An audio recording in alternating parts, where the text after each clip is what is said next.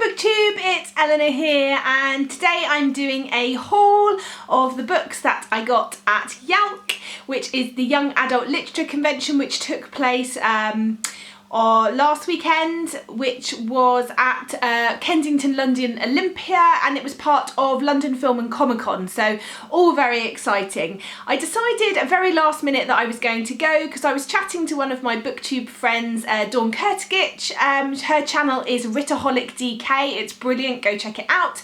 And she's also a wonderful author. She's just got her debut book out called The Dead House, and it was really good. It's a review on my channel if you want to find out more. And so we suggested maybe meeting up there because she was going to be there anyway, doing a panel and doing some signings. So I went ahead and went on my own, which was a little bit scary but great fun, and I'm really pleased I did it. I had to queue for about an hour and a half to get in, but it was fine because at the London Film and Comic Con there is loads of cosplaying, and it was just phenomenal watching all of the people doing their cosplay. And I'm going to put some pictures up here now so you can see some of the wonderful people that we met while we were there. I saw some Lego men, and also I met Belle from Beauty and the Beast. This girl's costume was absolutely amazing, and she'd made it all herself. She said it was a real labour of love, and it was just amazing. If she made them for little children, I think she would make a lot of money, because my daughter would be very much interested in that. And when I showed her the picture, she was happy, but she was also quite upset because she wanted to know when she was going to get to meet her. So she was a bit jealous, which for a 2.5-year-old they don't really understand. So maybe I shouldn't have shown her that picture, but it was great to meet her. And also Dawn had her photo taken with Voldemort, and he was spot on. He had the mannerisms, and his latex mask or whatever it was just amazing. It was really, really clever. So it was very creepy to meet him as well. So I had a wonderful time. I had a couple of hours, or about an hour and a half when I got in there before I met Dawn. I had a look around all the stalls and all the different publishers that were there selling books, and I picked up quite a few books, so I'll show you those in a minute. It was a bigger space than last year. It felt much airier and breezier. London Film and Comic Con is a big sweaty mess. I mean, it is just, you walk in and you can't breathe, it's so jam-packed. But YALC had its own section this time on a floor above. It was very much a bigger space, and there was lots more room to move about because there was less people there than there was at London Film and Comic Con. So it was really great to have a bit more space, and there was nice places to just sort of sit down and chill out, which was great. So I picked up a load of books, and then I bumped into Michelle from Fluttering Butterfly, and that was brilliant. I love her channel, and it was so great to meet her in person and have a chat and just catch up and find out about the books that she's been reading. And yeah, I just loved it to be able to meet sort of booktubers that I watch in person. Then I bumped into Sarah Churchill, whose channel is just amazing, and she was there on behalf of Penguin, so that was very exciting for her, but I think very tiring. But she was doing a wonderful job, and it was so great to be able to finally, because I've been watching her for over a year now, get the chance just to have a chat and to catch up and find out, you know, what she's been doing and her experience of YALC. So I was very excited about that, and I'm really excited to see the video that she's making for Penguin. So if you watch her channel, watch this space for that. And then I met the lovely Dawn, and we had a chat, and we both said it's really weird when you meet a booktuber. I don't know if you expect them to be totally different. It is just like they've stepped out of the screen and come to say hello. And I think for me that's a real positive sign that people are themselves when they're speaking to the camera, and that they're just the same in real life, and that was really great.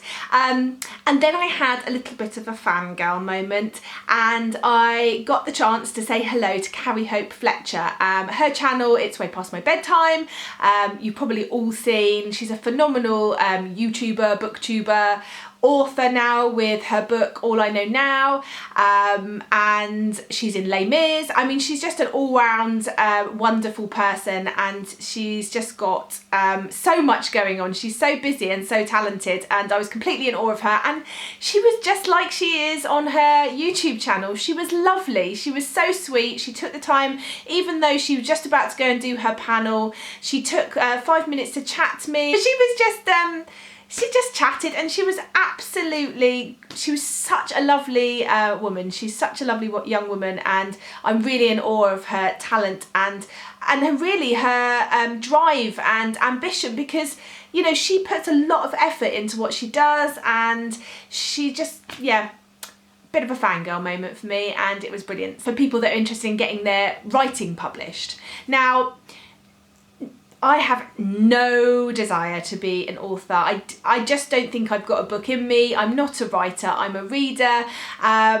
It's just not for me, and I'm totally in awe of people that can write books. So normally I probably wouldn't have gone to these, but Dawn's friend Kat Ellis was doing a talk with her agent about agent-author relationships, and Dawn wanted to support her, and I thought it'd be lovely to support her too. Kat's the author of the book Blackfin Sky, which I haven't read yet, but I'm very excited to read, and even more so now that I've met her, because she was so lovely.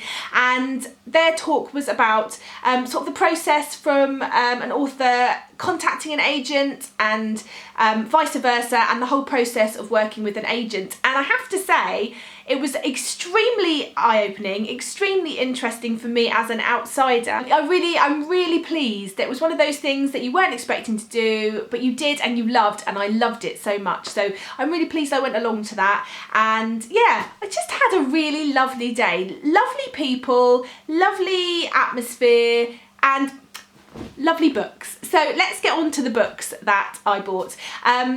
These are all young adult books, because obviously it's the Young Adult Literature Convention, and so if you're not really into young adult, then you may not want to stick around, but I hope you do, because there might be something in there that you love, or something, you know, a new book to try. So anyway, let's get to it. One book I've seen quite a lot recently, and I really wanted to get, was Girls Will Be Girls by Emma O'Toole.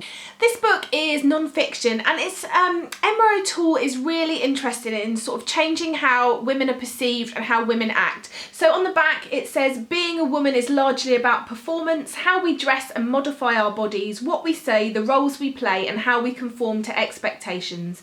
Gender stereotypes are still deeply embedded in our society, but Emma O'Toole is on a mission to rewrite the old script and bend the rules of gender, and she shows how and why we should all be joining in. Exploring what it means to act like a girl, Emma takes us on a hilarious and thought-provoking journey through her life, including singing Get Your Pits Out for the Lads on national TV after growing out her body hair, cross-dressing, booty shaking, sexual disasters, family dinners, and full body waxing are all lovingly dissected in search of wisdom.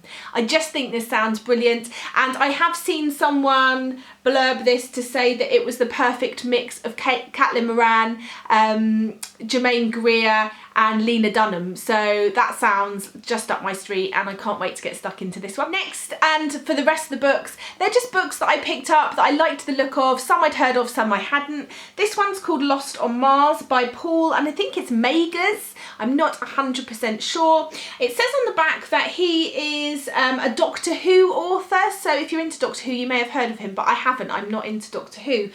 Don't hate me.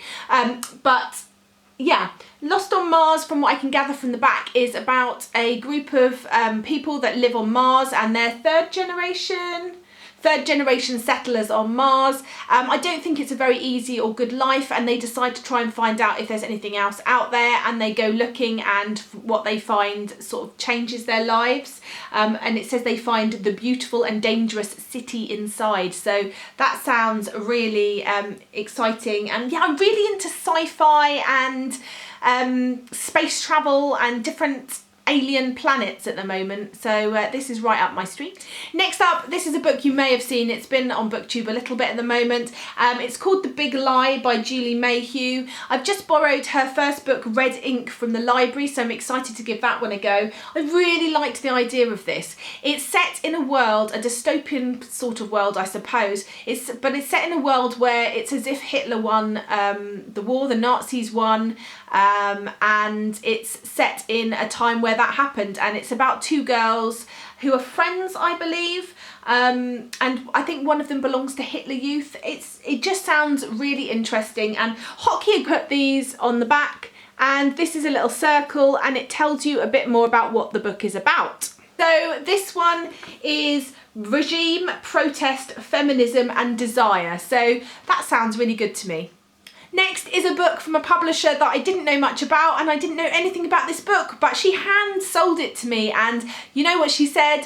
It's YA, it's about pirates. And I think I was like, I haven't read anything about pirates in YA, so that's definitely for me. And that is Phoenix Rising, Bryony Pierce. It sounds like a really interesting story. I think it's about a boy and a girl who belong to different pirate ships, and possibly a love story, but yeah. Let's read the back together. Toby's father is a wanted man. For as long as Toby can remember, they've been on the run. The Phoenix has become their home, their backyard, the junk-filled seas surrounding it. The crew of the Banshee lives for hunting down the Phoenix, and now they're closing in. Isla has spent her whole life fighting, preparing for the moment when the Banshee will face its ultimate enemy. But Toby doesn't want to run anymore. Can he turn an old feud into a new alliance? The future is in their hands. And I just thought that sounded really interesting and something a bit different, so I'm excited to give this one a go. Next, I picked up The Illusionist by Law Eve. I haven't read the back because I don't want to know any more about this, because it is the second in a duology, and I have the first, which is called Fearsome Dreamer, on my shelf, so I wanted to grab the second one because there was a deal on, and now I can read both of those one after the other. And then the final book that I picked up was The Thief Taker's Apprentice by Stephen Diaz, and I don't know anything about this. I think it is a fantasy YA story about a boy that gets taken on as a thief taker's apprentice. Let me read you the back. That's probably the best, isn't it? Beren has lived in the city all his life. He's made his way as a thief, paying a little of what he earns to the master of their band, Hatchet, but there's a twist to his thief's tale. One day, Beren goes to watch an execution of 3 thieves. He watches as the thief taker takes his reward and decides to try and steal the prize. He fails, but the thief taker spots something in Beren, and the boy reminds him of someone as well. Beren becomes his apprentice, and is introduced to a world of shadows, deceit and corruption beyond the streets he thought he knew. A city where he must learn not to take purses but lives, full of richly observed life in a teeming fantasy city, a hectic progression of fights, flights and fancies, and charting the fall of a boy in the dark world of political plotting and murder. This marks the beginning of a new series for all of fantasy. It just sounds really good, and it was part of a deal as well, so I wanted to pick up something I hadn't heard of, because that's the exciting bit about going to things like this, is picking up something that you haven't heard of before. And then I was given a couple of sort of bits. One I am really excited about. I chatted to the publisher. I didn't know much about her, but it is Rebel of the Sands by Alwyn Hamilton. Apparently, I'm told this is going to be the next big thing next year. So this is sort of a little chapter thing. So I'm excited to read this, and I've been told that hopefully nearer the time I'll get an ARC copy of this, because if it is going to be the next big thing, I'm very excited. I think it looks like a sort of Arabian Night, Aladdin-y type story, which seems to be the sort of thing at the moment. But yeah, I'm interested to find out if this looks like it's going to be any good. A book that I really wanted to pick up, but I didn't because I'm not sure it's for me. So I'm really pleased I got a bit of a chapter synopsis, because normally I'm not that excited about these sort of things, because I think, you know, you want to read the whole book if you're going to read it. But if it's a book that I'm thinking about but I'm not 100% sure of, I think it's a great idea. You know, on Kindle you get a few chapters for free if you want to sort of try before you buy.